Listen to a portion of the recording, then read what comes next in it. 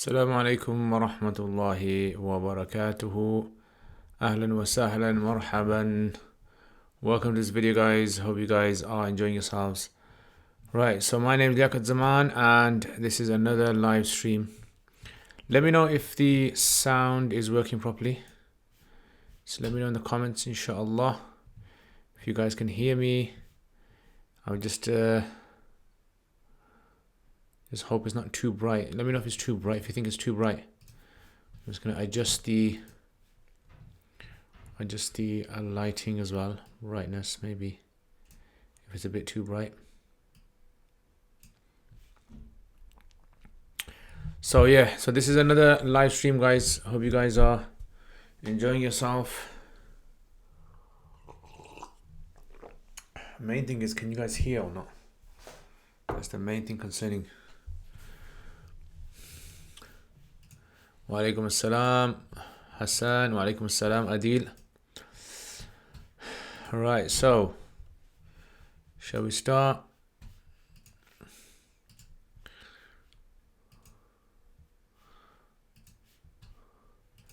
As you can see, guys, I've been doing some trickery with the lights there, trickery with the lights. I've got some new lights today, if you can see them in the background. So I thought, you know what, I'll do some experimenting. I'll do some experimenting with the lights, see if they'll, if you guys can see them.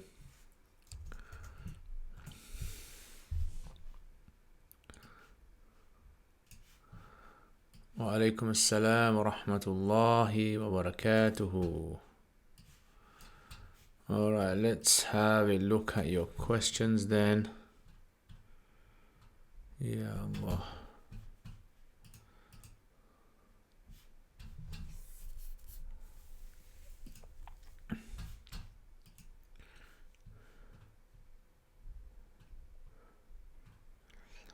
Okay, so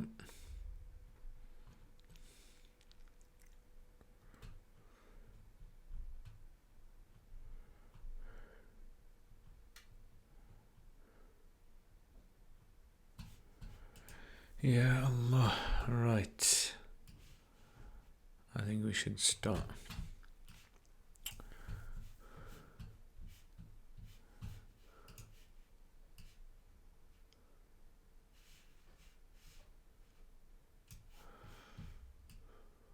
Right, so is sound working, yeah?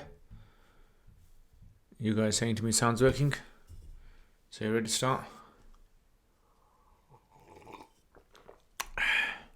The bookshelves I got from IKEA.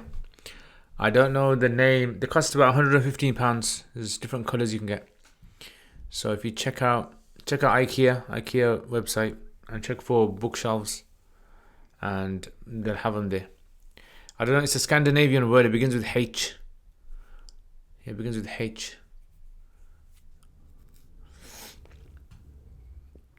All right. So let's get starting then.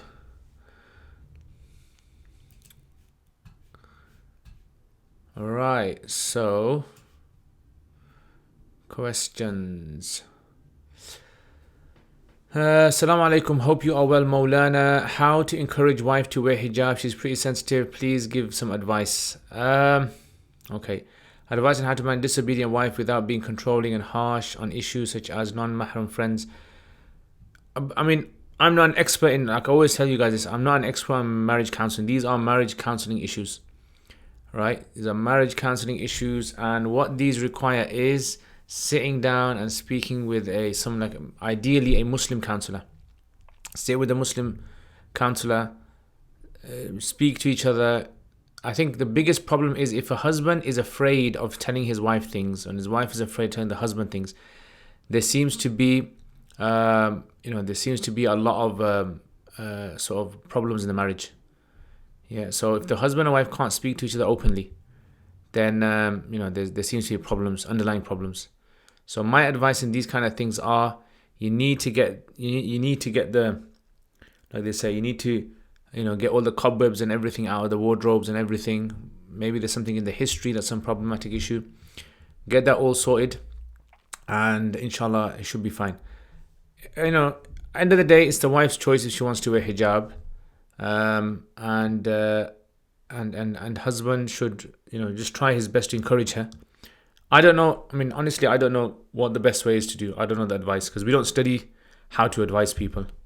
Although people think that Maulanas know all the advice in the world, we don't actually. We have no subject that we study in our 8 or 9 years that we study, and that is how to give advice to people.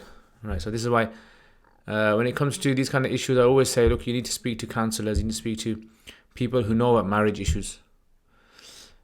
Okay. Right. Next. Also, can you give details on the A's of the scholars course, such as total duration, timings?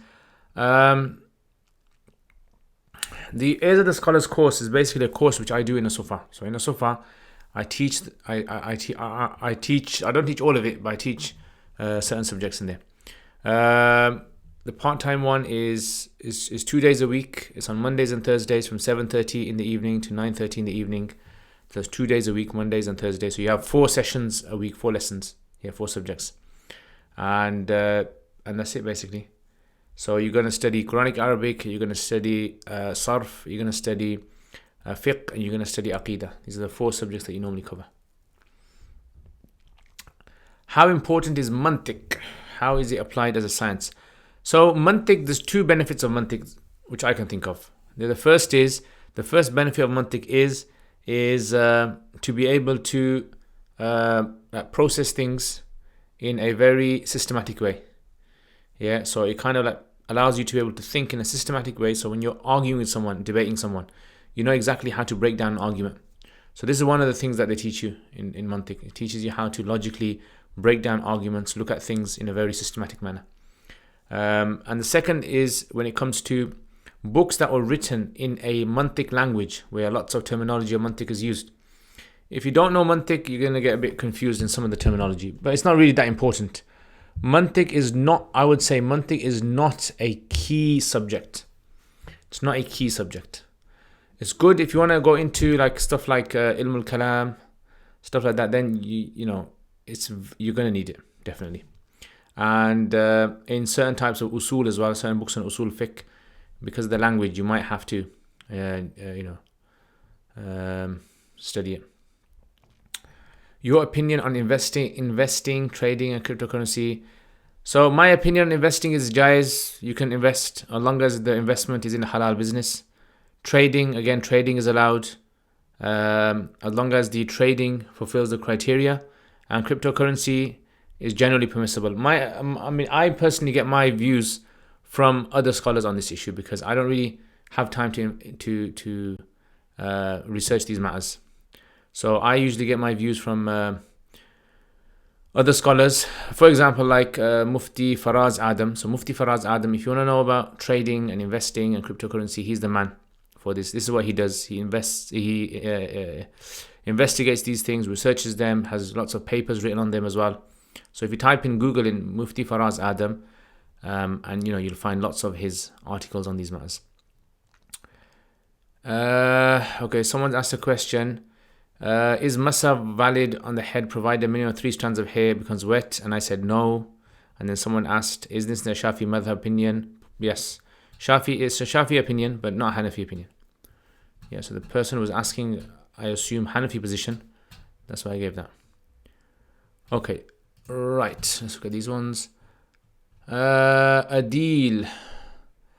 Does a son have a right of his father's wealth? And does a father have a right over the son's wealth? So, no one has a right over each other's wealth. Each person's wealth is their own wealth. The only time the son has a right over the father's wealth is A, if the son is under the age of puberty, then his father must provide for him. B, if the father passes away, then the son has a share in the inheritance. And the father, he has no right in the son's wealth unless the father becomes dependent upon the son and the son has to provide. Then he does. Otherwise, he doesn't. Okay, HK. What if someone does not follow the laws of inheritance and they write a will? If a person does not follow the laws of inheritance and they pass away, then it's the duty of the heirs, right, that they correct it. They correct it. So I mean, it's like if someone doesn't pray salat, same thing. Someone doesn't want to fast, same thing. So it's just the person is considered to be breaking the laws of Allah subhanahu wa ta'ala. SMB wa alaikum salam. Hassan Khan, do you think it is safer to follow a madhab or derive opinions based on primary texts like contemporary groups suggest? It's always safer to follow madhab, 100% safer. If you bet with fake coins in an app, is that haram? No, it wouldn't be haram, but it would be something that would be detested, disliked, as in a person is imitating someone that is an action that's not allowed. So it wouldn't be sinful in itself, but it would be detested. Amina, one should discuss these things before marriage. If one has accepted to marry someone who doesn't wear hijab, it's not fair. Yeah, but the problem is sometimes a guy becomes practicing after marriage. So maybe after he's got married, maybe a few years later he starts practicing and his wife's not practicing. That's what can happen. Umar, wa alaikum assalam. Is Jummah compulsory in the West? According to most scholars, yes. Yeah, according to most scholars, yes. According to Abu Hanifa rahimahullah, he has a view. He says it's not if there is no Islamic judiciary. Instance, if she covers her head any day, he can tell her, you look very beautiful. Women love to hear that. MashaAllah, guys. So you can ask Amina about her marriage tips. Okay, Hassan, if you could sit down and have Jive with any 3 Islamic scholars of the past, who would you choose? I don't like those questions because I have a whole list of people I would sit with. Yeah, obviously, first of all, the Prophet Sallallahu Alaihi Wasallam, without doubt. Abu Bakr and Umar. Yeah, those 3. Aiden, people like you teaches us things. People like you teaches us things. Jazakallah khair. I think that's a compliment. Bizk, how early can we pay Qurbani, as lots of charities are accepting Qurbani orders currently? Yes, you can pray as early as you like. The main thing is, as long as your Qurbani is done on Eid day, doesn't matter, you could pay 10 years ago, but as long as your Qurbani is done on Eid day, that's the main thing. If your Qurbani is done before Eid day, it's not done. Angela Smith, is auctioning goods allowed since there is not a set price? Yes, it's fine.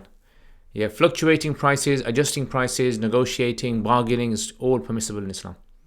Yeah, as long as both parties are happy in any trade, as long as both parties are happy in conducting the transaction, and as long as the goods are not haram, then the transaction is fine.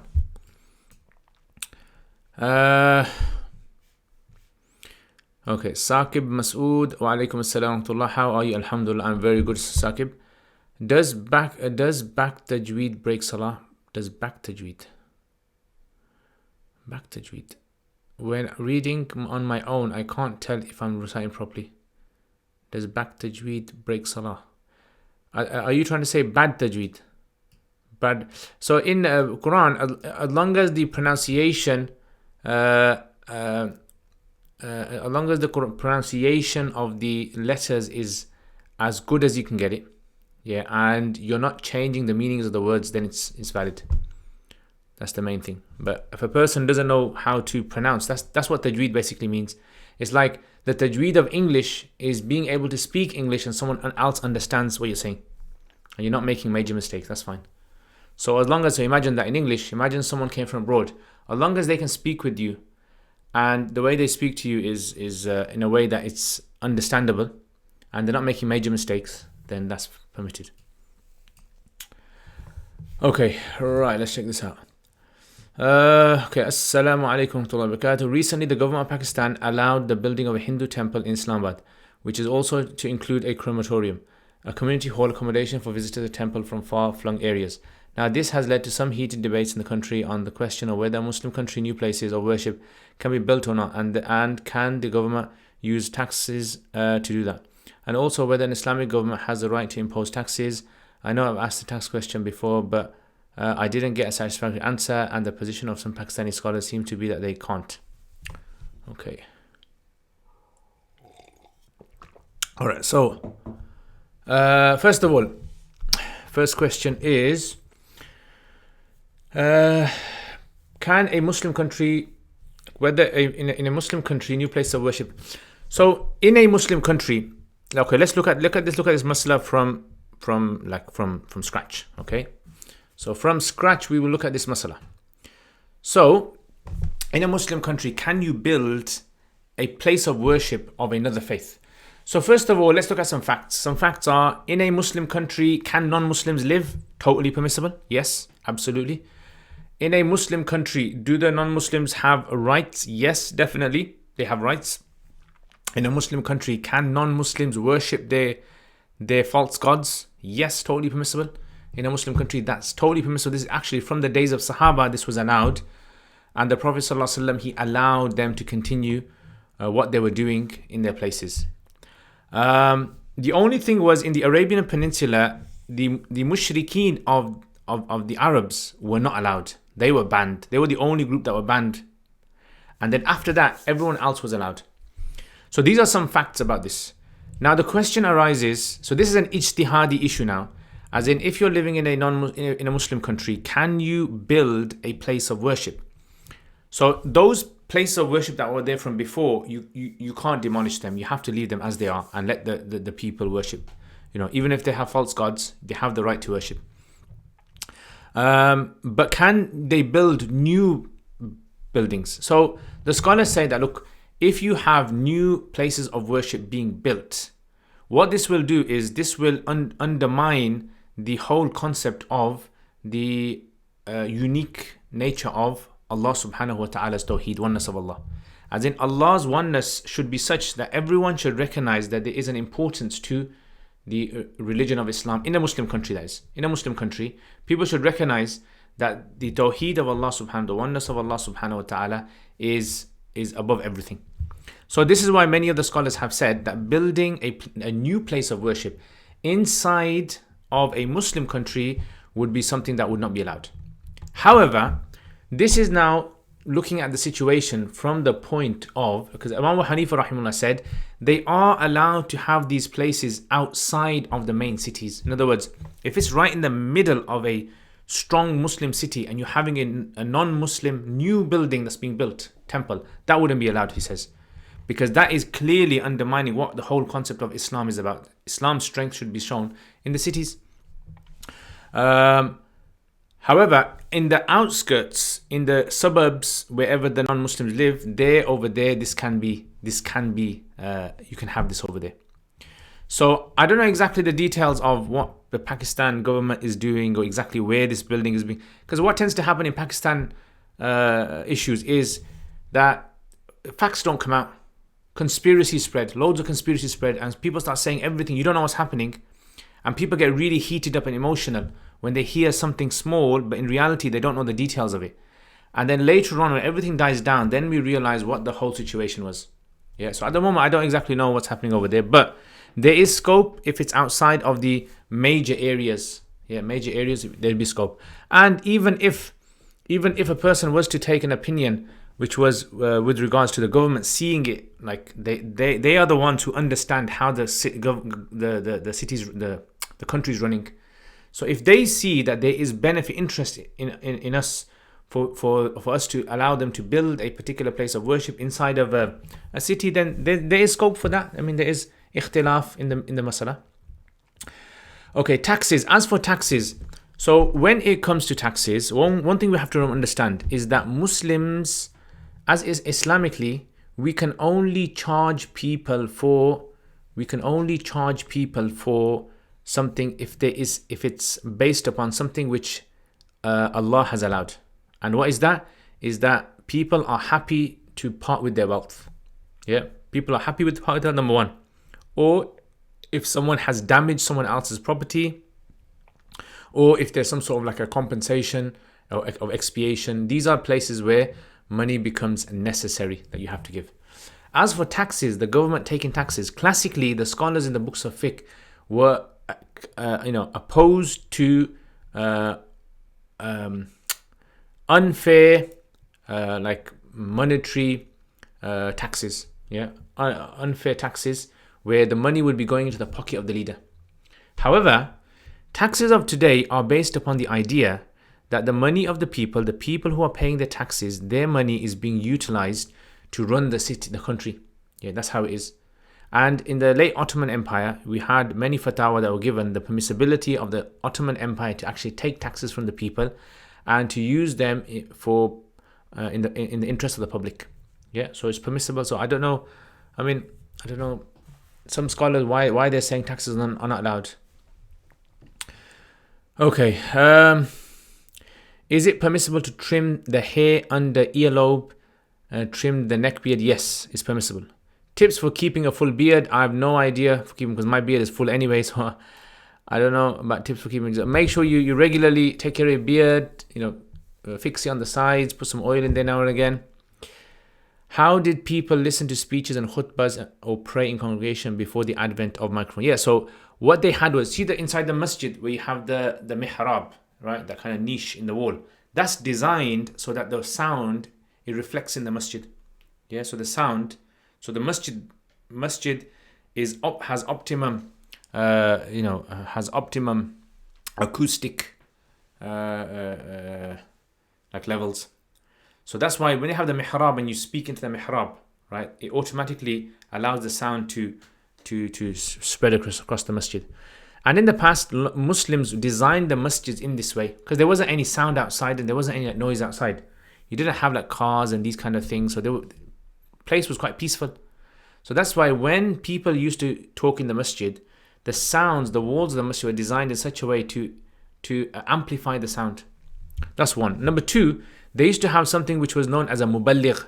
So a muballigh would be someone, let's say for example, you're praying your salat, and then there'd be a guy who'd be standing, let's say 20, 30 rows down. He would hear the takbir of the imam, and then he would repeat that takbir, and the people behind him would hear that takbir as well.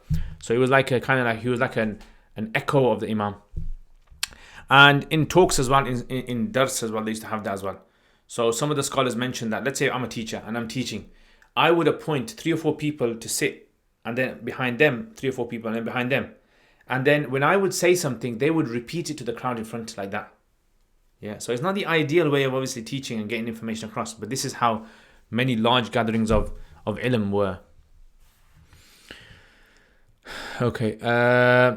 Assalamu alaikum. What's the hukum of listening to Quran whilst doing something else? So like in the background while doing something else. So I mentioned this last week, but I'll mention it again.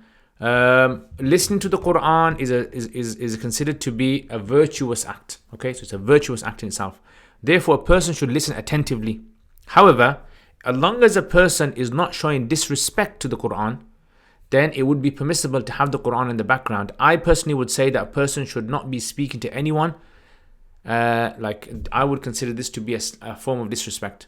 So as long as a person is doing their work and it's going on in the background, or doing something else where there's no communication with other people going on, I don't see a problem with that.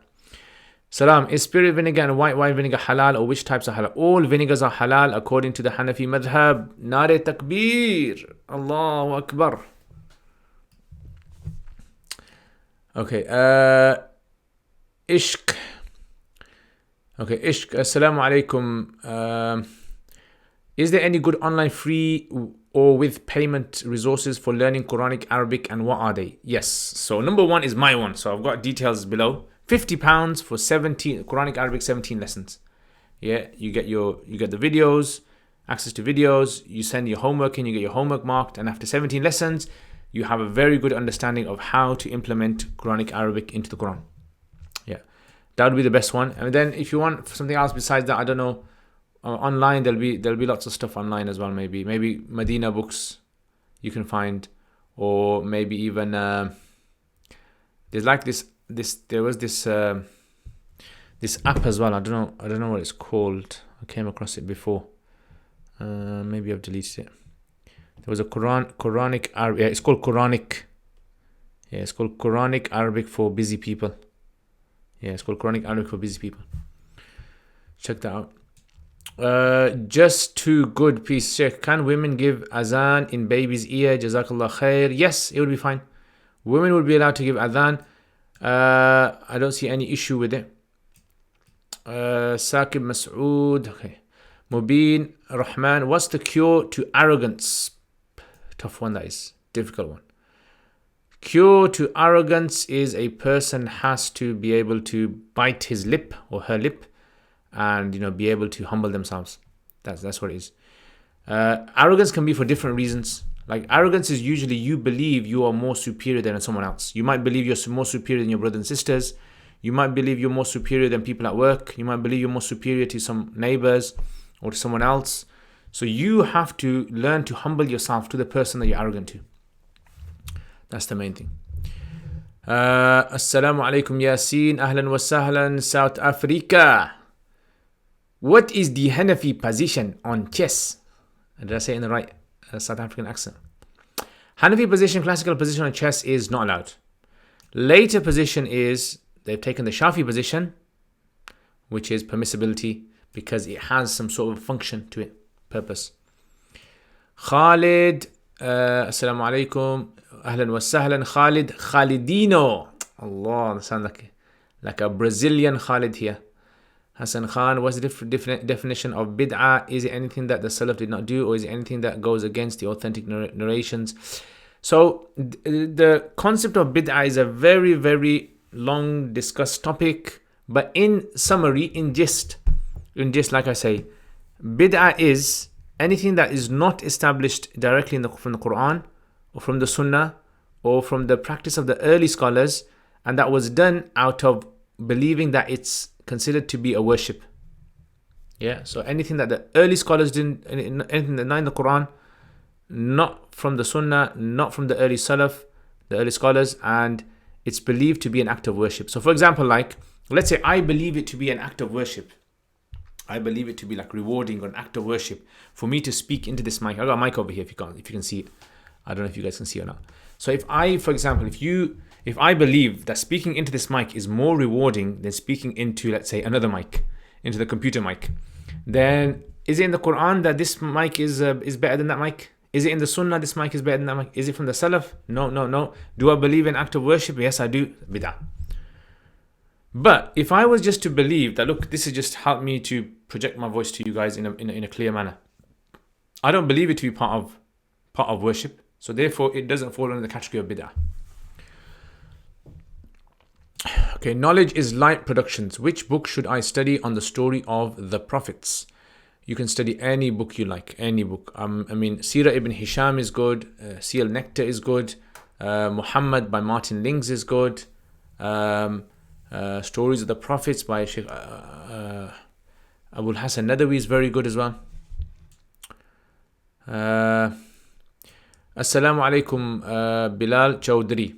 When one applies medicine in the back passage, does it break the wudu? No, because wudu only breaks if something comes out.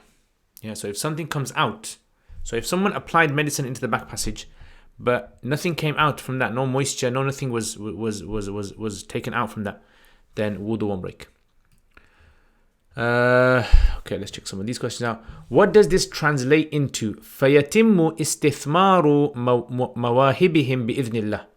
Fayatimmu becomes complete, istithmar, the fruits or fruitfulness, mawahibihim, their gifts, with the permission of Allah. That's what it translates as. Opinion on Sheikh Hamza Yusuf, mashallah. I don't know him that well to be able to give my opinion, but he seemed like a very nice chap. Dear Ustad, who are considered to be Ahlul Sunnah wal Jama'ah, someone told me that the four schools together make up Ahlul Sunnah wal Jama'ah. Does that mean that the one who does not follow the four schools does not? No. Ahlul Sunnah wal Jama'ah, Ahl means people, Sunnah means the way of the Prophet, and Jama'ah refers to the Sahaba. And this is a title that's given for belief. In other words, our belief is based upon what was transmitted from the Prophet ﷺ and what was understood by the Sahaba. So when people say, I belong to Ahlul Sunnah wal Jama'ah, it's nothing to do with fiqh. It's to do with your approach in belief in Islam. Yeah, that we believe that our approach is the belief of the Prophet ﷺ and the Sahaba. This is our belief. So that's Ahlul Sunnah wal Jama'ah. As opposed to someone like the Mu'tazila, Mu'tazila were a group of people in the beginning of Islam who did not agree with certain beliefs that were held by Sahaba. Yeah, they didn't believe in them. So this is why you have this concept of Ahlul Sunnah wal Jama'ah, because that was kind of a way to identify where your beliefs stem from or where they're founded. Okay, what is the and fiqh has nothing to do with belief, right? So wherever madhab you follow, or if you don't follow madhab, has got nothing to do with whether you are Ahl Sunnah wal Jama'ah. What is the best way to study tajweed? In your opinion, some places only focus on theory and there is no practical. Practical. I believe studying tajweed should be practical, right? Because the theory is a means, a road to get to your location. If you've got to your location already, then that's it. You don't need to go on the road. You know what I'm saying? What do you guys think of this new lighting setup? If you look, can you see in the corner over there? Over there, I've got these lights over there. I just bought these lights today. Yeah, I went to Costco and I bought these lights. So these are basically lights I can adjust with this remote control. I've got this remote control here. So what I do is, if you have a look in the back, is it turned off? Yeah. Oh yeah, check that out. Lights off, lights on. Yeah. And let me just try to make it. Yeah. So what do you think, guys? What do you think? Technology. Technology,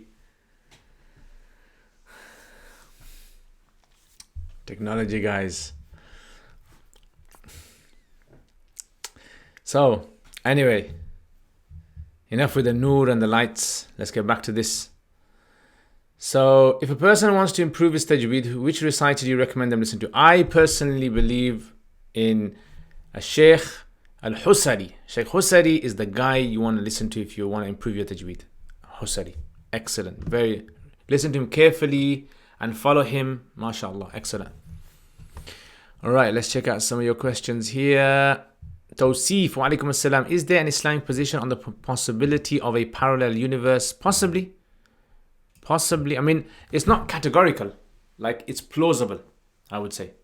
There is plausibility. There are some narrations and there are some sort of like indication towards it from the kalam of the Salaf. Yeah, about this. Plausible. Saqib, have you ever written a fatwa? Yes. So when you study fatwa, you have to write a certain number of fatwas. Fatwa simply means an answer to a question. That's all it means. Yeah, an answer to a question, basically. So if you answer any question in Islam, like someone comes to you and says to you, bro, how do I do sajda sahu? And you say, this is how you do it. That's a fatwa.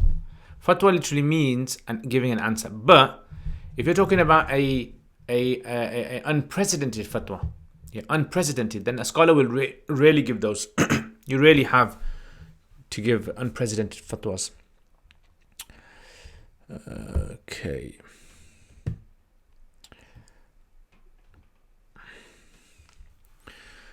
Ya Allah. Right. Yasin, wa alaikum assalam wa rahmatullahi wa barakatuh. Ahlan wa sahlan, Yasin. To what extent is the obligation of joining the salah in the masjid relevant whilst we still have public health emergency? Yeah, so I would say you can keep it as a choice for now. Yeah, so if you personally feel as though, look, I want to keep myself safe, my family safe from this, don't want to take the risk, it would be totally fine to pray at home. Saad, have you written any books so far? I've written some, but not published them. Yeah, so I did start writing some books. I started writing on Surah Fatiha, right? Like looking at Surah Fatiha from the entire Quran. So basically it was a different approach to Fatiha than normal. It was like looking at every single verse, the 7 verses in Fatiha, and collecting all the ayats in the Quran and how the Quran explains Surah Fatiha. That's what the attempt was. So I got it to about 300, 400 pages. Then I just stopped doing it. So I did deliver a course on it. Yeah, so maybe I might do that course on my YouTube channel, inshallah. That was one. Then Evolution of Fiqh, I reached up to volume 3. That's still not published. And also a Nahu book I started. And I started a book on sci-fi and the Muslim on Mars. I, Hussein Salams, what is the good text to self-study Ilm al-Sarf and Ilm al-Nahu, or to assist in one's Arabic studies? I would say there's a book which is a very good book by Sheikh Fadil Samurai. Sheikh Fadil Samurai. This book, this is a very good book. Yeah, I would suggest this book. Excellent book. It's called An-Nahu al-Arabi. Very easy to follow, very nice. Lots of Quranic examples in there. So yeah, that would be a very, very nice choice. Okay. Right. Hamza. Wa alaikum assalam wa rahmatullahi wa barakatuhu. I want to clarify the position regarding takhleel of the beard in wudu. Like I've heard that it's not fard even if one has a thick beard and it's only sunnah to do so. Yeah. So there's a ikhtilaf between Abu Hanifa and Abu Yusuf. Imam Abu Yusuf says it's sunnah to do khilal. And according to Imam Abu Hanifa rahimahullah, he says that it's permissible. It's not even recommended. Yeah, there's ikhtilaf in that. And the issue all goes down to, for example, like the verse of the Quran where Allah says, wash your faces. So if someone has a thick beard, because the face is not visible, that means, do they have to get water inside of it? So some of the Hanafis argue, no, you don't have to, because you were told to wash your face, and that means anything that's visible. Al-muwajaha. So that's why the beard, you don't have to get water inside the beard. Yeah? But Abu Yusuf rahimahullah argues based on the hadith of the khilal. Yeah, that is a hadith regarding khilal, that Jibreel alayhi salam commanded the Prophet sallallahu alaihi wasallam to khilal, and that's why. Zainab, the Quranic Arabic app. Yeah, the Quranic Arabic app. Check that out. Hamza, also, some have said that it's fard in Quduri, it comes under the sunnahs of wudu, so that confused me. Yeah, so those who say it's fard, they're probably talking about different size beards. So the Hanafis discuss the different size of beards that people have and the different rulings of it. So they generally kind of break down the beard into whether the skin is visible or not. So two types of beard, and then whether the size of the beard goes beyond the limits of the face or not. 4 types of beards that they talk about. And there's lots of discussions on those. Right. Muhammad Khan, wa alaikum assalam wa rahmatullahi wa barakatuh. Sira books for beginners, Arabic, English, Urdu. Arabic, I would say the Abu Hassan Nadawi Sira, that's a very good one. Yeah, it's a bit difficult maybe, but it's good. English, I don't know in English. I mean, the translations are out there, right? Like Sirat al-Mustafa, and Urdu as well. Sirat al-Mustafa by Mullah Idris Kandeli is very good. Best contemporary books on Usul al-Hadith. Sheikh Tariq Awadullah. Sheikh Tariq Awadullah has a book called Lughat al-Muhaddith. Very, very good. Yeah, I would definitely suggest that. Tariq Awadullah.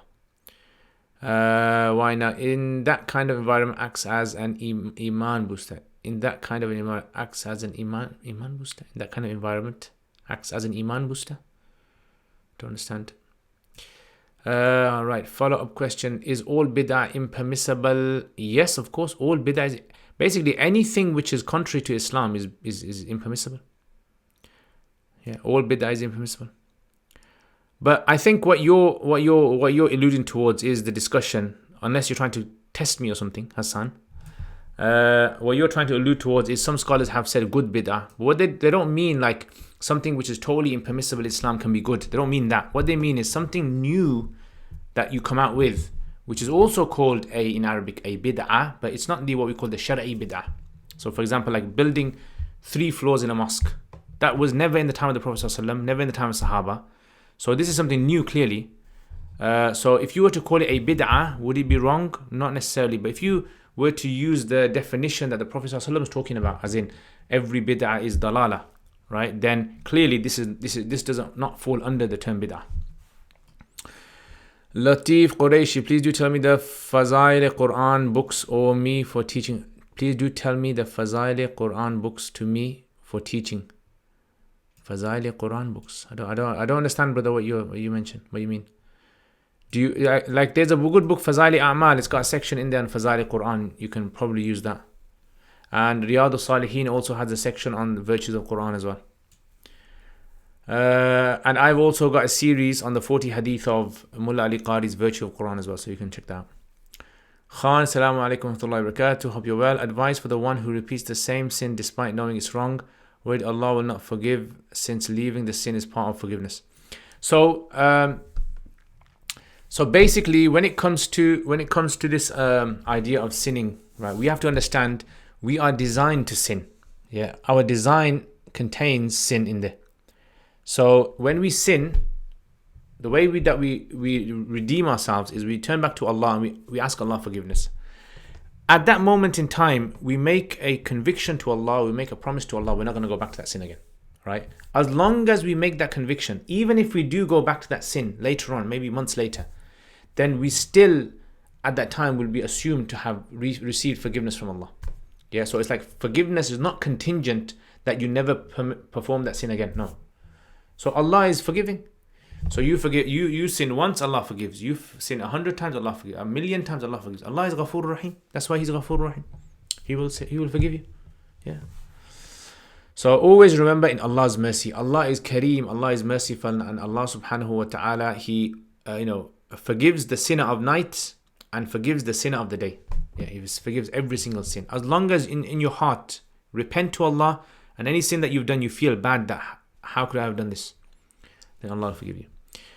MK, wa alaikum assalam. Wajiwa lights. Good lights, huh? Allahu Akbar. Yeah, Allah. So I've been playing around with some lights here. Do I look like one of those MUA YouTubers? Yeah, with the lighting. Because the MUA YouTubers, they know their lighting. Yeah, let me tell you. If you guys want to learn the best lighting to get for your YouTube channel, watch the MUA YouTubers. Obviously the halal ones, not the haram ones. Yeah, the halal ones.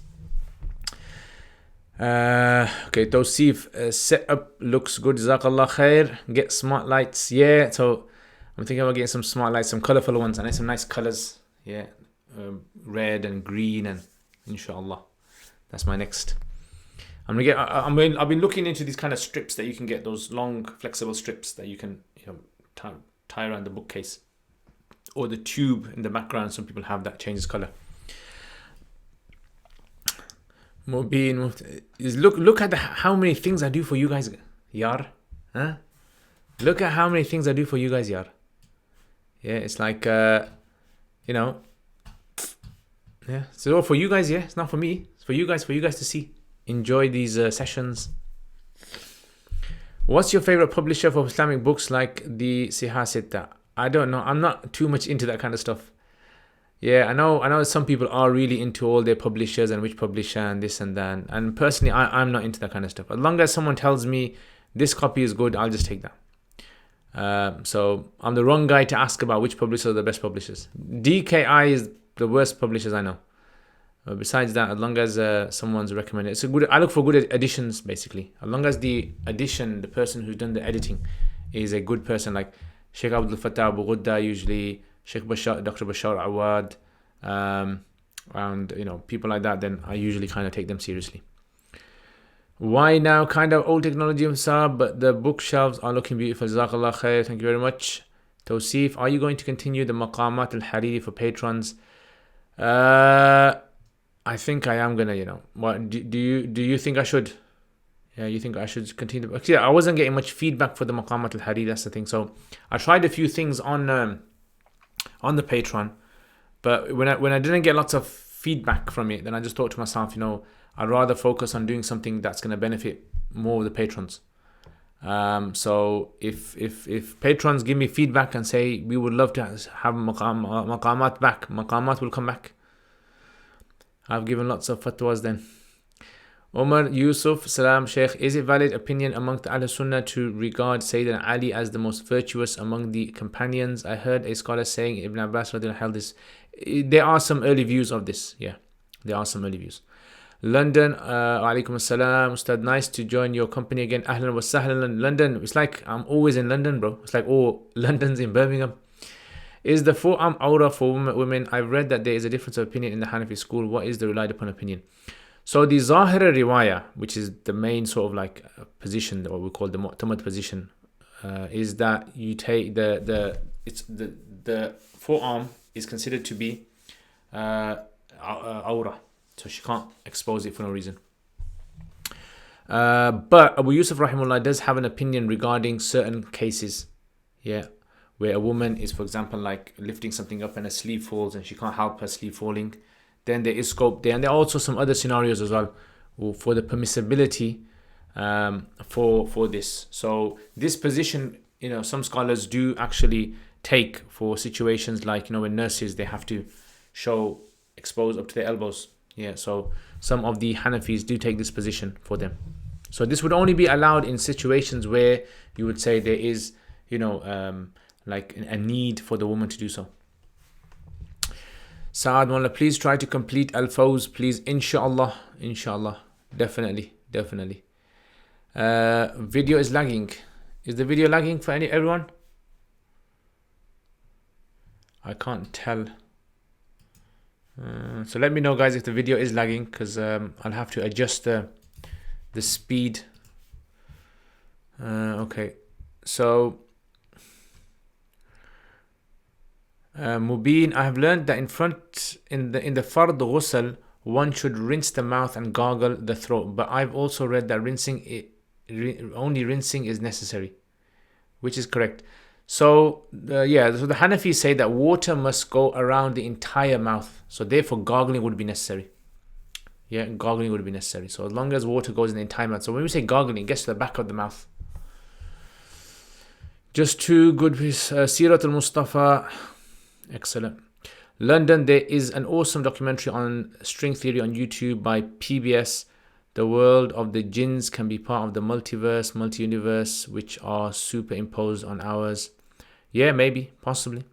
The only thing with these kind of theories is because they're always evolving. What I don't like is when Muslims quickly try to find a new theory that scientists come out with, and they try to explain one of their own concepts in Islam by using that theory. The reason I say this is because what can happen is in 50 years' time, when this theory is outdated, and then it makes Muslims look a bit silly that they were trying their best to prove their. So I think Muslims shouldn't rely upon that too much. Ustad has a very good video on bid'ah on his channel, but bid'ah in worship according to the Hanbali school is different to Hanafi, Shafi and Maliki schools. It's not Hanbali school. It's a position of many. There's some. I mean, see, Hanbali school does not have a concept of bid'ah. If you're gonna look into the concept of bid'ah is to do with aqidah more specifically. Hanbali school is a fiqh school. Fiqh doesn't really have anything to do with bid'ah. Yeah, in the sense of the aqidah bid'ah. In the idea of there being something which is to do with your beliefs. So bid'ah is going to be a discussion which is more related to something which is in the books of aqidah. Yeah, so I think maybe what you're talking about is Ibn Taymiyyah rahimahullah's famous position on bid'ah. So he has certain views on bid'ah. Imam Shafi rahimahullah's famous position on bid'ah. Imam Shatibi's famous position on bid'ah. At the moment, there's a scholar, Sheikh Hatim al-Auni, he's actually every Thursday, it's in Arabic. He's doing a whole series on the whole discussion of bid'ah from all aspects. It's a very detailed. So anyone who knows Arabic, I would highly suggest Sheikh Hatim al-Auni on his channel. Makes sense. So to clarify, when certain Sufi-oriented scholars claim that it's permissible to jump on the spot, move excessively whilst doing dhikr, that is a wrong position to take. If they believe this position of jumping up and down is more rewarding than sitting down, then it's a bid'ah because there's no proof for it. But if they're just doing it because it helps them focus in their dhikr, then it's fine. Totally fine. Just like when some people read Quran, they rock. Yeah. So if you believe rocking is more rewarding, then it's bid'ah. But if you just say, for example, I rock because it helps me kind of get into a flow so I can memorize, it's fine. And check out my video. I've done a whole video on bid'ah. Yeah, check out the video on bid'ah. I've done a detailed video on it. Any recommendations for online course? Any recommendations for online Quran teachers for children? I'm not sure, I wouldn't like to, recommend anything that I haven't really kind of checked out myself. So I'm not too sure about that. I have some students who actually do run online institutes, and they do children kind of stuff. But I can't really kind of recommend from the top of my head. Do you teach through the Urdu media so far? No, English and Arabic. Hussein, what is a remedy for anger, please, for my other half, not me? I don't know. Wallahu alam. I mean, see, these kind of things, speak to doctor. It could be lots of reasons. It could be high blood pressure. It could be just some people are just naturally get more angry than other people. It could be some medication issues. It could be diet. It could be, other problems in the family. It could be someone who has, just bad manners, bad character. So there could be many reasons for these kind of things. The Prophet also mentioned a few of them, where he just told people that, do wudu, lie down, say A'udhu billahi minash shaitanir rajeem, So these are kind of certain remedies, but this does not mean this is like a universal remedy. This may be a remedy for a certain individual. So we have to understand that when it comes to dealing with other people and dealing with these kind of problems, speak to psychiatrists, speak to doctors. These guys know what they're talking about. And for people to believe that Islam has the solution to every single problem, even if my car breaks down, Islam's got the solution, it's very silly. Yeah, and Islam is not a religion which is like that. Islam gives you the guidelines for guidance. Ammar, Saeed, mashallah, Ammar, bro, I got your light here, bro. Remember this light? This light has helped me so much, mashallah. May Allah reward you intensely and immensely. Jazakallah khair, Ammar. Luqman, wa alaikum assalam wa rahmatullah. Saad, video is fine, alhamdulillah. It's not lagging for me. Ammar, no lag here, Jazakallah khair. Yeah, I think it's just sometimes some people's connections are a bit slow, I think. Alhamdulillah, is there a difference between Muslim women awra and non-believers who are women? Yeah, so non-believers, obviously they're not believers, so they don't have to abide by the laws of Islam. So that's why they don't really have any awra for them. But clearly a man should not be looking at a woman's nakedness. Yeah, even if she's a non-Muslim. Okay, so let's have a look at the questions here. Is mantiq necessary to study for a student of knowledge? I would say yes. It depends what you want to study, but generally if you want to study like books of usul, books of ilm al-kalam, definitely 100% you need to study them. If so, how much mantiq do you need? You don't need too much mantiq. All you need to study is like one small book in mantiq, just for terminology. That's fine. Yeah, totally fine. If you want to go into kind of deep ilm al-kalam discussions, then I'd probably say maybe 3 or 4 books in mantiq. Yeah, levels of mantiq. Some people say that ilm al-kalam is not part of the deen. Is this correct? Technically, it's correct. Yeah, technically, I would say it's correct. Ilm al-kalam is there as a defensive science. It's a science that's developed for defending the beliefs of Muslims. It's there to kind of like explain the beliefs of Muslims through logic, through aql, yeah, common sense. So in itself, it wouldn't be considered, because for something to be, when we say to be part of the deen, was it there in the time of the Sahaba? Was it there in the time of the Tabi'een? If it wasn't there in the time of the Prophet ﷺ, in the Sahaba, you can't call it deen. Right? We always have to believe this. So if the mosque down my road, that mosque is not part of deen. Yes, the concept of masjid is part of deen. The concept of masjid is part of deen. Defending Islam is part of deen. So if you say ilm al-kalam is part of deen in the sense that it's there to defend Islam, clearly, yeah, anything to defend Islam would be, a concept in deen. But not necessarily ilm al-kalam per se. So ilm al-kalam is very important in today's times, because people need to understand, how beliefs work and how we can counter beliefs as well, people.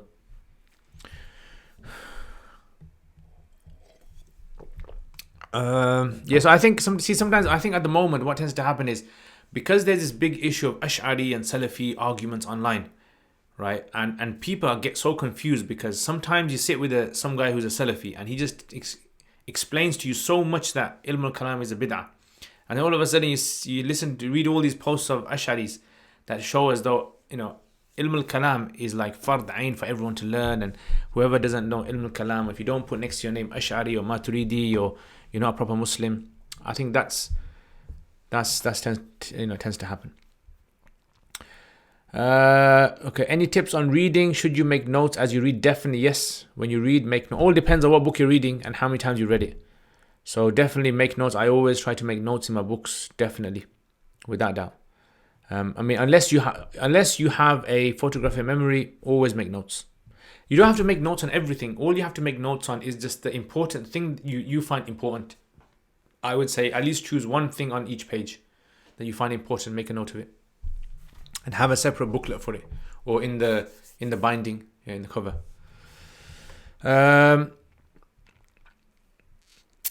Okay, what is the difference in meaning between Hadith and Sunnah? So the difference between Hadith and Sunnah is basically, Hadith is the means by which a Hadith, a narration is transmitted, and Sunnah is considered to be what we are expected to do in following the religion.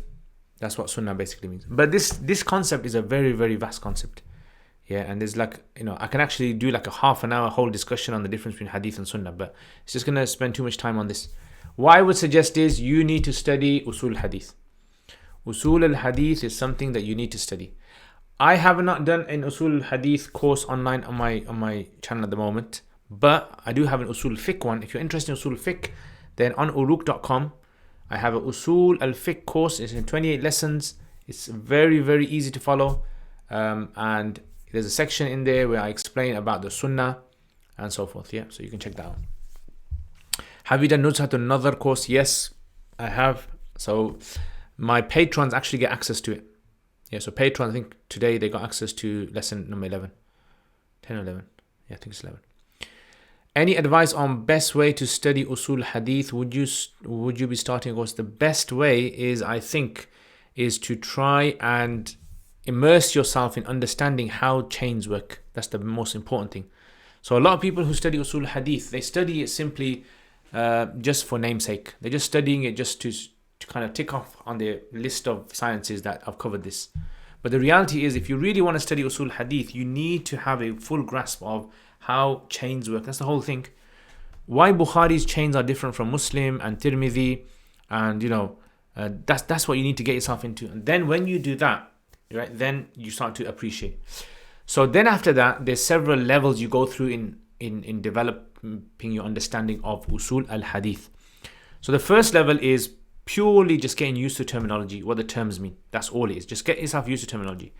Second level, I would say, is to understand where the terminologies come from. Yeah, where these terminologies come from. And the third level is to understand the intricate differences between the history of how the scholars understood these terminologies. Yeah, that's what I would say, basically. Right, so let's have a look at some of your questions over here.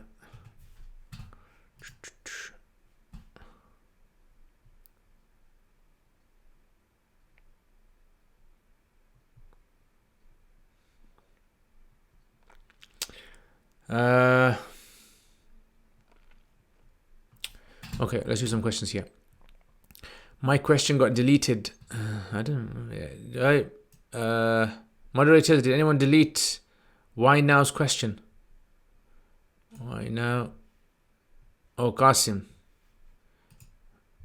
What was the question?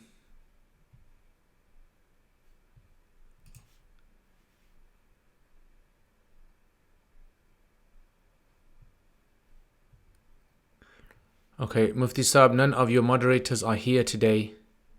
Oh, that wasn't a question. Was that a question? It was a comment. So I think the moderator, to show that they are here, yeah, they deleted. So it wasn't, your question didn't get deleted. It was, okay, Jazakallah khair. We'll definitely check the video you've made on Bid'ah. Is it on this channel? Yes, it's on the channel. London, a suggestion for next live Q&A, come down to Speaker's Corner and live stream.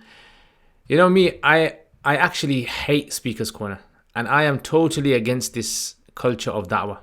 I'm very much against it, because it's just a very arrogant kind of scene. I'm not saying that Muhammad Hijab and these guys are arrogant. I'm not saying that. What I'm saying is just the nature of this kind of thing always leads to controversy. Always will. Like, for example, you will never find someone who is in the da'wah who somewhere down the line does not cause big problems in the field. Yeah, it's just a natural way of da'wah, because when you have to give da'wah to people, you have to know your own foundations. And what tends to happen is in fiqh and in aqeedah, there are situations where you have to be able to accept other difference of opinions. So when these da'wahs, they first of all start off with arguing with Christians. Okay, our beliefs against Christianity are very, very solid. But then when it comes to debating between Salafis and this and that, and then that's when it all gets dirty. Okay, right. So,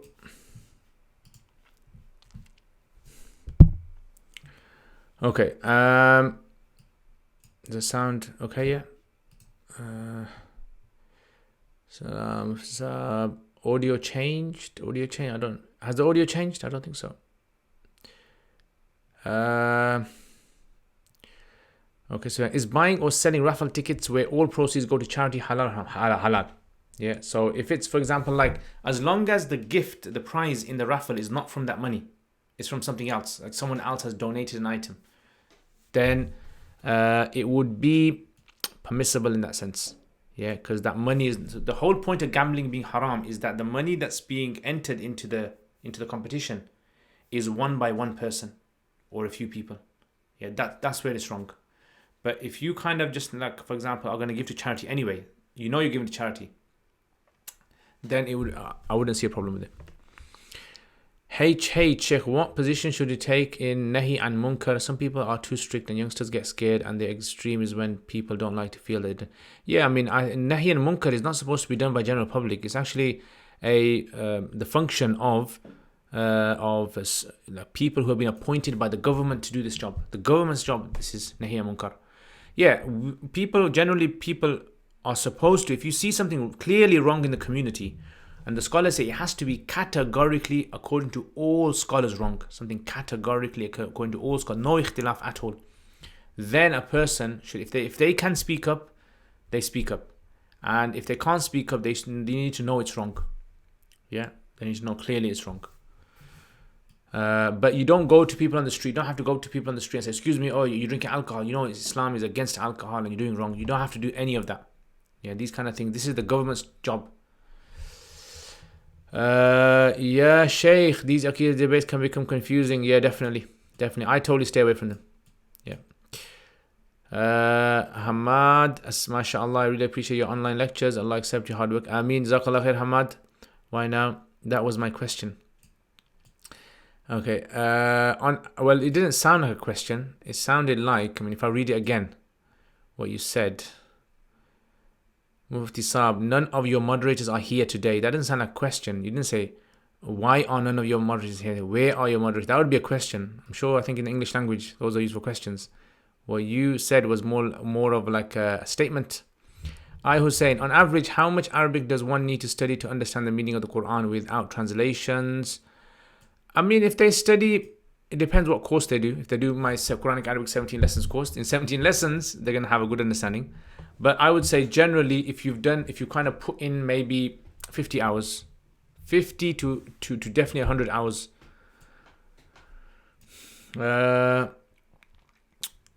Asma Khan, wa alaikum assalam. Have you watched the series Al-Tugal? No, I have not. What is your opinion on it? I haven't really watched it, so I can't give an opinion. Should one watch it for benefit if they weren't used to watch dramas or movies? Personally, I would say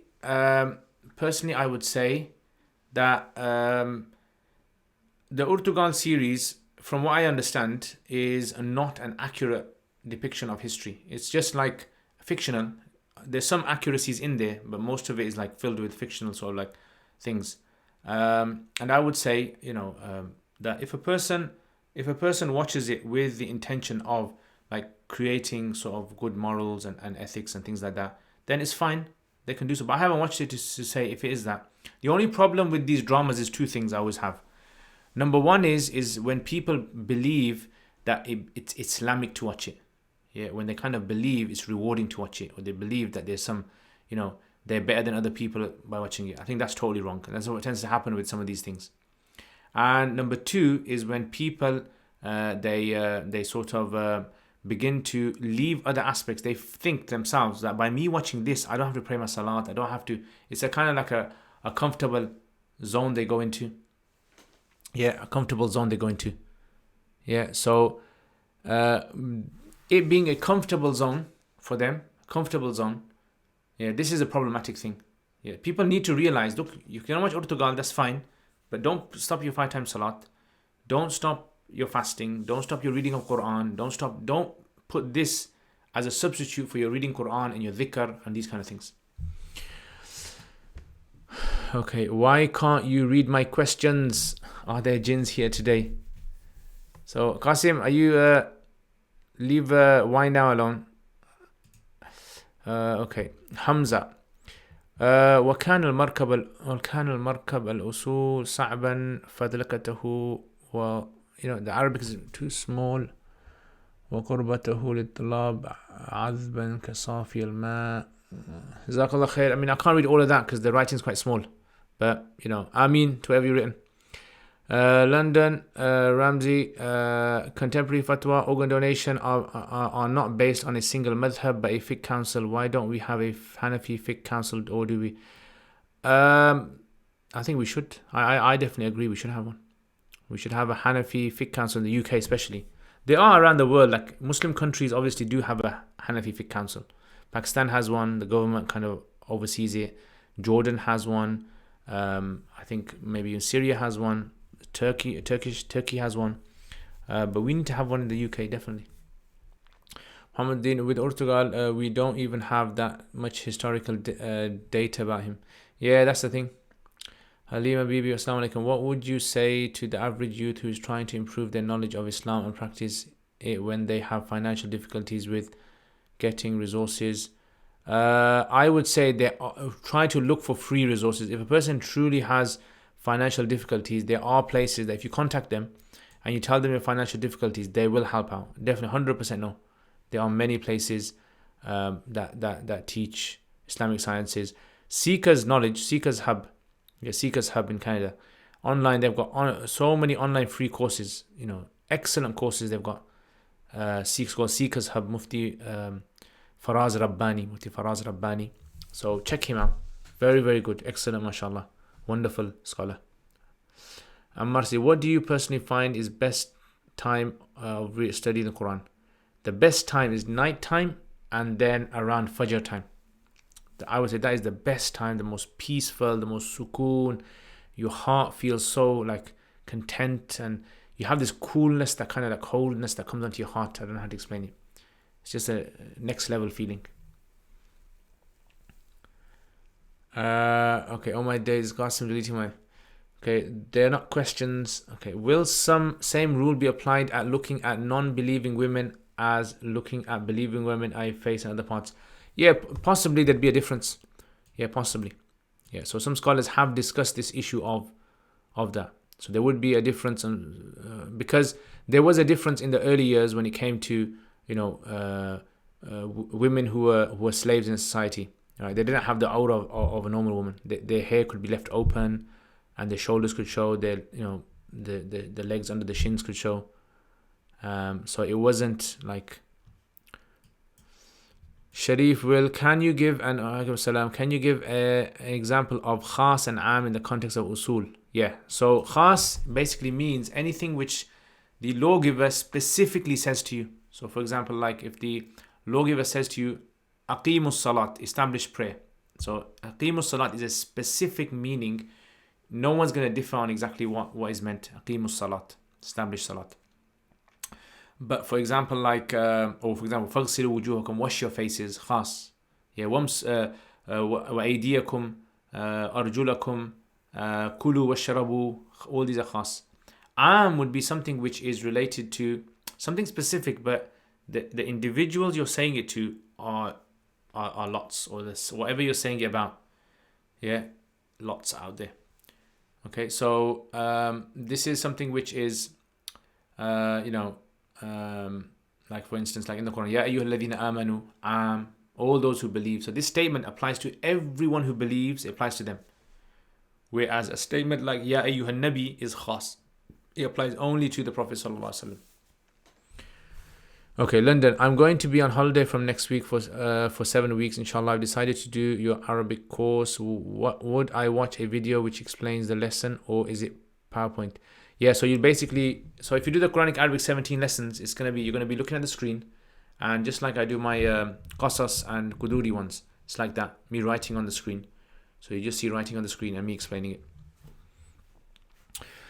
Okay, so are any masjid in Birmingham opening? Yes, many. Some people are too scared of going to the masjid due to the assumption of brothers not following the rules, but they have no problem going to shopping centers. Is too much worrying and paranoia avoiding a masjid from shaitan? I mean, it's a valid thought, I would say. Yeah, so if a person does feel that, then it's fine.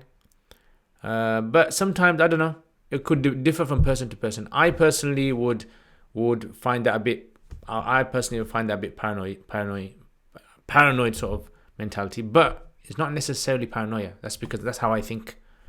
But for other people, it could be just normal. Should a student of knowledge memorize a book in each field? Yes. Why is there a difference in Fajr prayer in summer? Yeah, so in summer, the reason why there's a difference in Fajr prayer is because, basically, when Islamically, we understand the times of Salat. The times of Salat are based upon the movements of the sun. Yeah, so the sun doesn't move. We know that, okay, science has told us the earth moves. But let's say, for example, the sun does move. So depending on where the sun is located, right, then that shows that the Salat that has come in. So when it comes to Fajr Salat, basically what happens is that the glow of the sun has to appear after darkness. So there's darkness on the horizon, on the east horizon, and then all of a sudden a white line appears on the eastern horizon. That's what's called Subh Sadiq, Fajr, the true Fajr. Now, what tends to happen is because this in summer in the UK does not disappear, it's always there, right? So there's no darkness, and you have this white light on the horizon since the time of Maghrib and Isha. It's just there. So therefore, if the white light does not disappear and then reappear, technically that means Fajr Salat has not started. So this is why, I would say that people now are in a situation that how do they determine what time Fajr starts? So some scholars have used the system of dividing the night into two parts, right? So they divide the night into two parts from Maghrib all the way till Fajr. They divide it in two parts, and then whatever the half hits, they pray Fajr on one half, and the half before they pray Isha, right? So that's why they use, I think it's 120 or something, because that's how it works out in the UK. And the other scholars, they just say, look, we are going to follow the opinion which is of where is the sun going to be, like when we estimate where the sun is. Like in normal time in the year, where would the sun be when we would normally start Fajr? So they use an estimation. So this is why if you weren't aware of that, then that's basically what happens. Is it compulsory to go for Jummah Eid prayer if the symptoms if have no symptoms the masjid are open with social distancing? Then if there is social distancing and there is no fear of a person getting infected or affecting anyone else, then they should go. Yeah, they have to go. But if a person fears that, look, I'm going to get infected, or if I go to the masjid, I don't know if I'm going to meet someone and then it's going to pass it on to me, then they don't have to go. Which I think is the case for a lot of people. What is the link between the verse, verily in the remembrance of Allah do hearts find rest, and a person suffering from depression? No link at all. There is no link. I think just what tends to happen is Muslims, this is the average Muslim kind of thing. When you have a problem, you go to a Muslim. The Muslim will always kind of like try to quote to you an Islamic quote to give you a cure for your problems you have. Yeah. So if a person has, some sort of an illness, then they say, go and drink honey. There's shifa in honey. And they think that honey is a shifa for everything. Or eat black seed oils. Black seed oil, you get better. And if it's depression, they always just say, do dhikr of Allah, because ala bi dhikrillah tatma'innul qulub. That's not correct. Yeah, that's not a right way of understanding it. The verse of Allah, ala bi dhikrillah tatma'innul qulub, doesn't necessarily mean saying Allah, subhanallah, alhamdulillah, tatma'innul qulub. It means thinking about Allah, contemplating about, recalling Allah, understanding that you are a creation of Allah. It puts your heart at peace. You think to yourself, subhanallah, all the problems I'm going through in life, Allah is the creator of every single thing. Allah is the creator of all the planets in the universe, every single thing. I'm going to leave this world one day and go back to Allah. Thinking about Allah subhanahu wa ta'ala, the dhikr of Allah. Yeah, that's what it means. This is what brings, the peace to the heart. Does this mean that if it's wrong to take antidepressants? No, definitely. If you've spoken to your doctor and the doctor says take antidepressants, well, that's what you should take. By the way, guys, if you haven't hit the like button, hit the like button now. Yeah, hit the like, subscribe. The subscribe button's there as well. Hit the subscribe button. Which book should be studied after Usul al-Shashi? Matnul Manar or Nur al-Anwar. Matnul Manar or Nur al-Anwar after Usul al-Shashi. What is the best way to learn Balagha? Best way to learn Balagha is go to my YouTube channel, or go to uruk.com. So check out there, uruk.com. And I've done 2 courses on Balagha. Ilm al-Ma'ani and Ilm al-Badi' and Bayan. right? So 2 courses, and I've gone through the balagha and I've explained it as easy as possible from the Quran, and inshallah you'll enjoy that there. Which tafsir do you recommend for a beginner? For a beginner, if you know Arabic, I would recommend something like Safwat al-Tafasir, very good, and Tafsir Ibn Juzay, very good. When should khilal of the beard be done? Is it after washing the face? Yes. So after washing the face, the takhleel of the beard should be done like this. Ya Allah. Okay. I think all the questions on my curious cat are almost finished. Salam, how do I deal with a toxic sister? Is causing me constant mental breakdowns after deliberately frustrating me daily for years. I try to avoid her and she steals my things like my phone. She's also manipulating my mother. I am in the wrong and my mother now sees me as a bad light and our relationship is very damaged. Any advice? Contact the police, contact authorities. If they're not going to listen, if she's stealing your phone from you, you need to get people involved. Yeah, and people might be scared of speaking to, but these kind of things need to be addressed. Because if someone is bullying you mentally at a young age, later on when you grow up, you're going to have it's going to have a bad impact on your lifestyle. Yeah, so this is why I would say that these kind of things, you need to get them sorted out as quick as possible. Sort them out as quick as possible. Make sure that people are not taking advantage of you. Yeah, and this is the most important thing you have to remember. Your health, your mental health is a very important thing. So if someone is doing this with you, you need to get support, I would say. There's many free organizations. I think what's that? Mind, is it called Mind? I think it's called Mind. They have a free number. You can contact them, speak to them about it, what you can do, what steps you can take to get rid of people who are abusing you mentally, right? You need to get this sorted. Clearly, this is not an Islamic thing. I'm not an expert in how to deal with this. You need to speak to experts, and if it requires getting in contact with the police, because I've seen these kind of situations happen. Once there were certain situations where someone was trying to get at someone else, and they were trying to contact all their friends and I was so shocked at this, that this was a Muslim person contacting me and contacting other people and saying that this person is like this and they do this and they do that, and making stuff up. It's slander, total slander. And then the person had to get police involved to stop that person. And unfortunately, it's a sad situation. Some people are very jealous. Some people, they are very spiteful. They are very, evil. May Allah save us. Thoughts on studying at the University of Medina? Brilliant, excellent. If you can get in, excellent. Study there. Definitely. Study anywhere that is a good place to study. I would say study there. Many of my teachers have studied at Medina University. Okay. The sentient qalb. Why do Hanafi texts differ in Sunnah and Mustab actions? What's the reason behind ikhtilaf within madhab? So the difference would be, sometimes it could be, the difference could be the application of what the difference between Sunnah and Mustahab is. That could be one thing. So it's more of a semantics thing.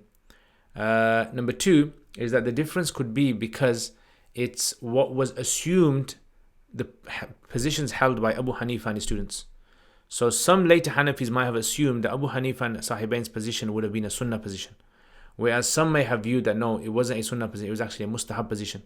So it's like trying to figure out what they would have, what position they held. That's usually the ikhtilaf. There are a lot of difference of opinions in fiqh. How do you know which one to take? You have to start studying fiqh. That's the only way you can understand it. You study one text of fiqh from an expert scholar. Then after that, you realize why there are so many opinions. And you know which one to take. John Man, walaikum assalam. Hope you are well. Yes, Seekers Club seems great, and so does Mufti Faraz Rabbani. But can you please clarify how and when we know who to take from when it comes to deen? There's 2 things. I always say this. Someone who you believe is upright on the outside, so you haven't seen them do anything in public which is really bad. Number 2 is someone who you rely upon their knowledge. Yeah, so even if you have to research someone for months before you want to kind of go and study with them, do that. Investigate them, ask people about them. And that's how I would say you can work it out. You can check out people's work. So for example, like, some scholars might have some articles written, some scholars might have some audio or some videos or some lectures or some, they might be online. You can check out their Facebook or their Twitter, what kind of things they get up to. Ismail Hussein, Salam, Mufti Sahib, is it sunnah to wash hands prior to eating? No, it's not sunnah. Muhammad Bilal, what's the good book to read regarding aura of disbelievers and the rulings regarding this? So in the books of Hanafi fiqh, there's a section called Al-Hadar wal-Ibaha. Yeah, usually you find it there, Hadar wal-Ibaha, or in the opening chapters of Salat, chapter of Salat. Jalman, I asked this because I'm aware of the differences on issues such as istighatha and other things that Mufti Faraz seems to echo with Brelvi ulama. It's fine. I mean, like I said to you, istighatha is not a qat'i haram thing. There's ikhtilaf in there. Yeah, there's ikhtilaf. If he holds that position, it's totally fine. It's not an issue. I personally don't hold that view. But if people do hold that view, then there's nothing issue. Same with Brelvi ulama. Just because someone affiliates themselves to the Brelvi movement, it doesn't mean that they're wrong. It doesn't mean that they're deviant. And likewise, if someone affiliates themselves with Deobandi, it doesn't mean that they're wrong. So I have no issue with Mufti Faraz. In fact, I am 100% confident that Mufti Faraz Rabbani is one of the most competent scholars in the world at the moment today. 100%, without a drop of doubt. In fact, Mufti Faraz Rabbani, actually, you probably don't know this, he actually studied under Mufti Taqi many years ago. Here for a while. So many people might not be aware of this. He's very close friends with Mufti Muhammad ibn Adam. Very close, extremely close. What are your views on the organization Dawat-E-Islami? I have no idea of how they work, so I wouldn't be able to say. Muhammaduddin, isn't the fact that there has to be social distancing enough to say whether there's fear of spreading? Otherwise, there would be no need. Yeah, because the problem is that, when there's social distancing, even if you take two meters distance, it doesn't mean you're going to be protected. You could go to a masjid, someone could just accidentally cough. One cough and that sneeze could spread and it could affect someone. They could have air conditioning in that masjid, and when someone breathes, the air conditioning pushes the droplets, over to the next part of the masjid. So there are so many factors people are not taking into consideration, right? So the government's guidelines are simply there as a rule of thumb. That's all it is. The government's not saying that this is 100% protection. Hussein, is using 18 degrees for the fasting start and 15 degrees twilight for the prayer safe for Hanafis? Does Radul Muhtar discuss this? Is it 18 degrees for fasting at start? No, he doesn't discuss it. Yeah. Radul Muhtar doesn't discuss the issue regarding 18 degrees and 15 degrees. Asma Khan, I am looking for an online place to do Alima course from. There are no Alima madrasa here on the West Coast, USA. Someone recommended Maryam Institute. Any other recommendation, thoughts? I'm not too sure. See, the problem is whenever anyone asks me about recommendations for a particular madrasa, if I haven't taught there, or if I don't know them very well, I would never ever recommend anyone. I'm not sure if Mufti Abdurrahman Mangera in London, White Thread Press, I'm not sure if he does an online one, but if he does an online one, I would recommend that, because I've spoken to him personally, and I know many people who have studied with him have highly praised his institute. Wina Loberson, have you watched Boo Boo Runs Wild on Gentlemen, another question, Mufti. If a Mufti can't have an outlier opinion, radical opinion in the madhab, then how do differing... If a Mufti can't have... No, a Mufti can have a radical opinion. It's fine. See, what you're asking basically is how do the dynamics of a madhab work? You might be living in an environment, like in an area where there's a strict view on what the Hanafi madhab is. Yeah, so for example, it might be a Deobandi environment you live in. For example, I don't know what environment you live in, but you might be living in a Deobandi environment, and that Deobandi environment has a very strict understanding of how fatwa is given. And then there could be, let's say, for example, an Arab Hanafi environment where there's a different scope of how fatwa is given. So these different scopes of how far we can go in giving fatwa and how much we can speak about a particular issue, it doesn't mean that one is right and the other one's wrong. Yeah, there are many ways. In fact, Sheikh Baktash has a book called Takween al-Madhab al-Hanafi, and he's mentioning there about 15 different ways like fatwa is given within the Hanafi school. Yeah, so there are lots of ways. A lot of lay people might only be exposed to a certain strain of Hanafi school, yeah, or a type, and then there might be others. Okay, Fatima, Salam. What's Hanafi position on the question, where is Allah? Hanafis don't have a position on this. It's not a fiqh position, this is a aqidah position. Right? So according to Ahl Sunnah wal Jama'ah, according to Aqidah Tahawiyah, then we do not attribute any direction to Allah subhanahu wa ta'ala. We believe that Allah is free of all 6 directions. That's our position, Ahl Sunnah wal Jama'ah. I am aware, Jazakallah khair. Assalamu alaikum. How does one interpret dua istikhara results? Is it by dreams? I would say no. I would say the way that you interpret it is you just go for it. That's what you do. This is the position that I take. Yeah, you just go for it and khalas. And I mentioned this before as well. So, for example, like let's say you want to get married to someone, you've chosen someone, you've found out everything about them, you've met them, they're happy with you, you're happy with them, families are all happy. Do istikhara. That's when you do istikhara and you go for it. And if it's not going to work out for you, it won't go through. Yeah, simple as that.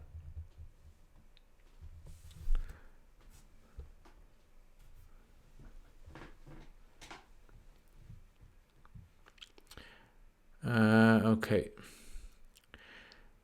Nasir Kazmi, Assalamu alaikum. Abu Bakr, Assalamu alaikum. Mufti. How many rules taqreeban are there in Nahu to know? Really appreciate Quran Arabic. How many rules are there taqreeban? They are low. You see, it depends what you mean by how many rules are there. Yeah, because there are ikhtilafs. Nahu is such a thing that you can actually study 10, 15, 20 years without a problem.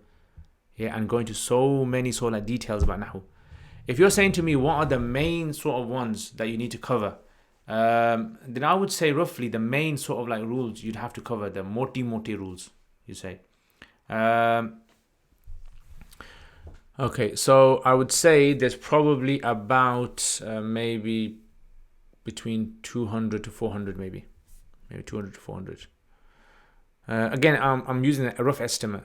I could be wrong, but I'm just looking. I'm trying to think of, for example, like how many sort of like major rules are there in each chapter.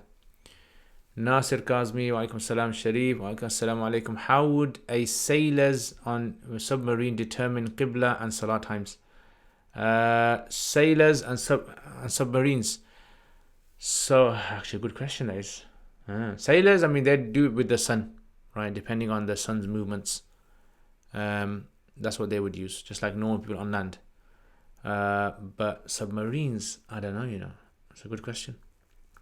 Arabic Suhail, Dr. Asim Yusuf has a good book on fasting start times, finish times, and prayer times. Yeah, so it's called Shedding Light on Dawn. Yeah, very good book. I want to be a Muslim. MashaAllah, Nasir Kazmi. May Allah make you a Muslim. Okay. A lot of white thread courses are postgraduate courses. Oh, are they? They're not. Okay. Abu Bakr Samafti, how many more videos will you do so on surf series? Would it be okay to upload it on my channel once you complete it? I mean, I'd prefer to have it on my own channel, but I mean, I don't know. Is it because you want subscribers on your channel?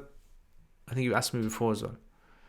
I'd prefer to have it on my own channel. I mean, these kind of if you want to put my live streams, my question and answers on your channel, is fine. But the courses, I'd be comfortable with on my channel. You can refer people to my channel. That's fine. See, the thing is, I know a lot of people, like, I don't know why they're opening YouTube channels for. And I personally don't think a person should open a YouTube channel unless they really know what they get themselves into, what kind of content they're putting up, what kind of effect they're having on the community. And is it because they want to do it just because of subscriptions or, that's personally. I mean, I really admire people who make YouTube channels and do original content. Yeah, original content is the best thing, I would say. That's the most ideal thing. Otherwise, I wouldn't really I wouldn't recommend anyone to kind of take scholars' talks and things and to upload them. Muhammad Uthman, apparently the book by Aisha Bewley, The 40 Madhabs, is a nice book on the madhabs.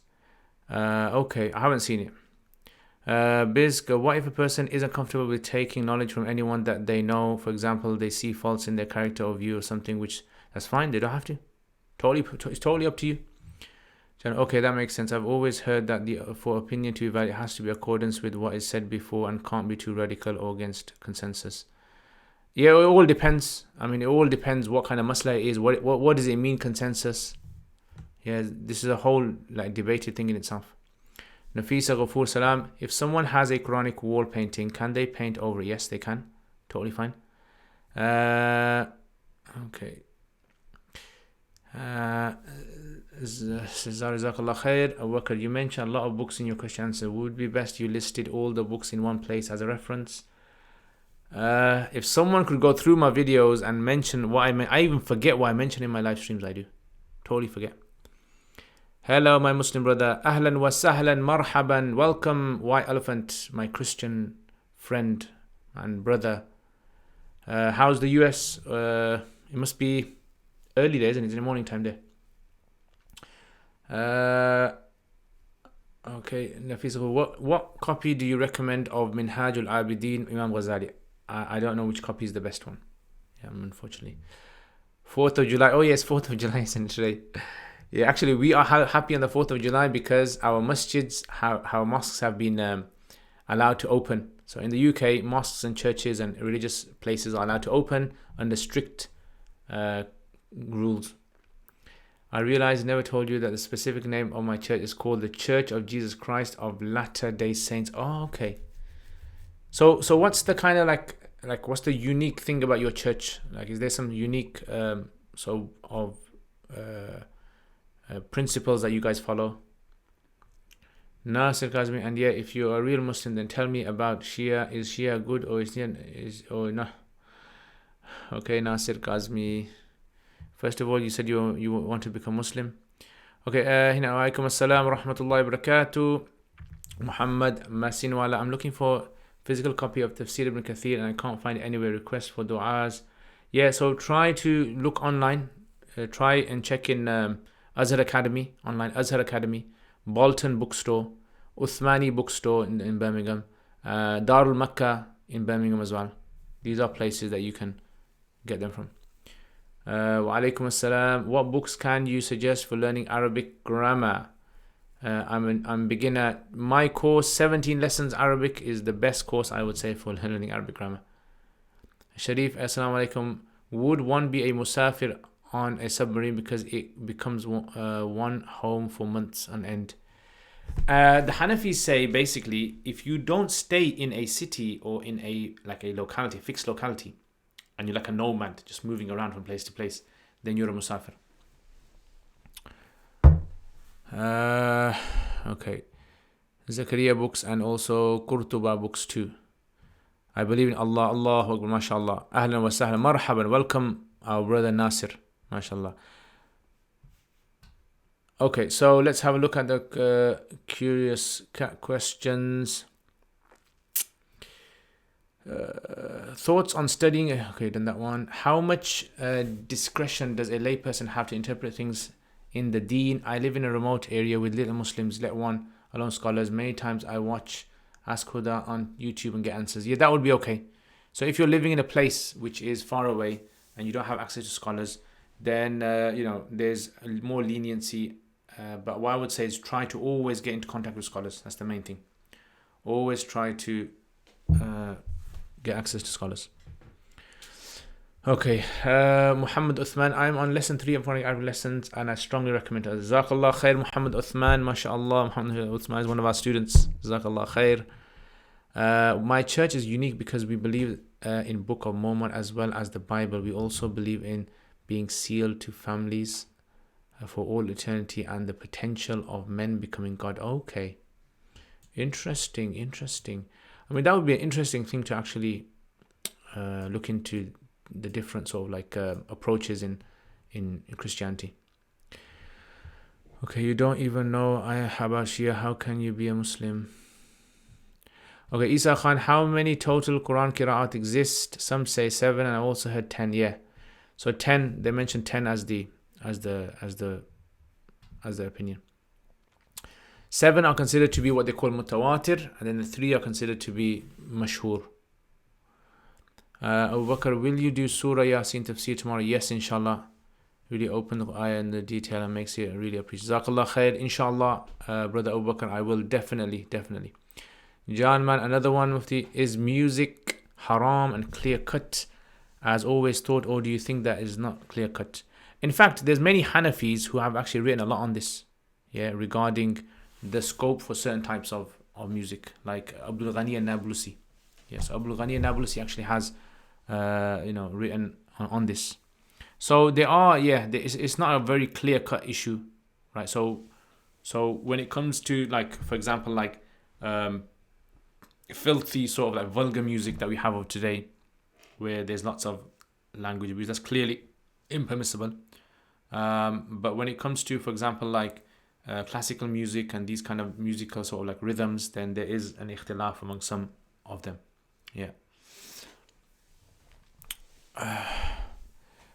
Are there more examples for 17 lessons rules one can use for application practice? Yeah, if you actually speak to your TA, the TA will actually might give you some more. Yeah. Ammar, you look tired, Sheikh. We should leave you to rest. Yeah, I'm a bit tired today. Just I don't know why, I think I did a bit of shopping today. What else did I do? Went to my parents' house today.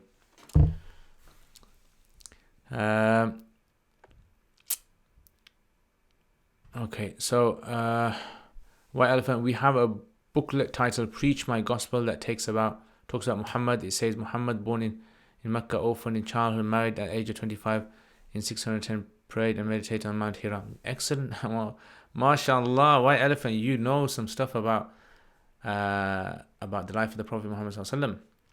Thank you for your time tonight. I look forward to seeing you again next week, inshallah, London. I have a small eye operation on Monday. Please make dua. May Allah give you shifa. May Allah cure you. Okay.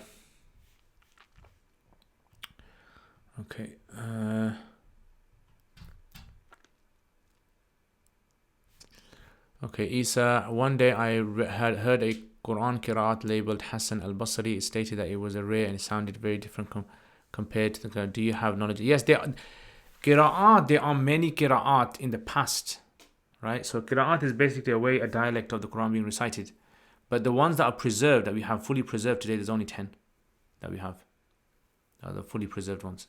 There are more than 10, there are very shadh ones, but the scholars say that these are ones that we're not allowed to recite because we don't 100% know whether this was something that was part of the Quran or was it something that was considered a tafsir of the Quran. Have a good rest, inshallah. I'm going to have a rest, definitely. Isa, Jazakallah khair. Muhammad Uthman, White Elephant, said the angel Jibreel came to him and delivered communication from God, 610 to his death in 632. These communications which we recited in the Book of Islam. Excellent. Jazakallah khair Khan. Uzul Productions, Salam. What's the difference between heavens and paradise in Islam? Between heavens and paradise. Heavens, I think you mean skies. I think you're talking about skies. Samawat, yeah? When the translations say he created the heavens and the earth. It refers, heavens like is an old English word for skies. Skies. Include faith, prayer, giving the poor and the need, the fasting, holy pilgrimage. It's a brief mention of the Prophet, but worth sharing to you. Thank you very much. Very excellent. Very, very good. Salam alaikum. What's your opinion on the way sarf is taught? Just memorizing Gardan, how necessary this? Yeah, I mean, it's not really a nice kind of way, is it? It's a bit tedious and boring. Anyway, guys, Jazakallah khair. I hope you guys like the lights. Yeah, the lights off, lights on. Yeah, I hope you guys enjoyed the lights. Jazakallah khair. I will inshallah see you guys next time. If you haven't checked out my channel, check out my channel. Check out the videos that I do. I usually do on Mondays. I usually do sarf and I think hadith. Tuesdays I do Surah Qasas. I go to detailed tarkeeb of it. On Wednesdays, I do Diwan Imam Shafi'i. On Thursdays, I usually do Quduri. At the moment, I've been a bit on a pause. And on Thursdays, we also have podcast, 3 days podcast. Fridays, I do, what do I do on Fridays? Fridays is a Friday live stream, afternoon Jummah live stream. Saturdays, we do this, and I also have Quran series, Surah Baqarah, I'm going through. I upload that then. On Sundays, we have Surah Yasin. And yeah, Surah Yasin. So thank you very much, guys, for watching.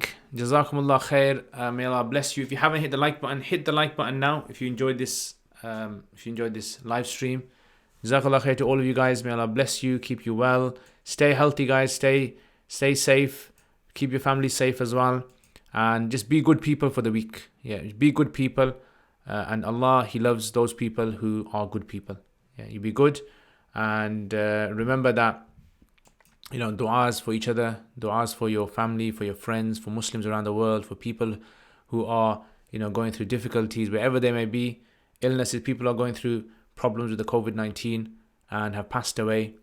These are the kind of times that we need to support one another, help one another. So yeah, thank you very much, guys.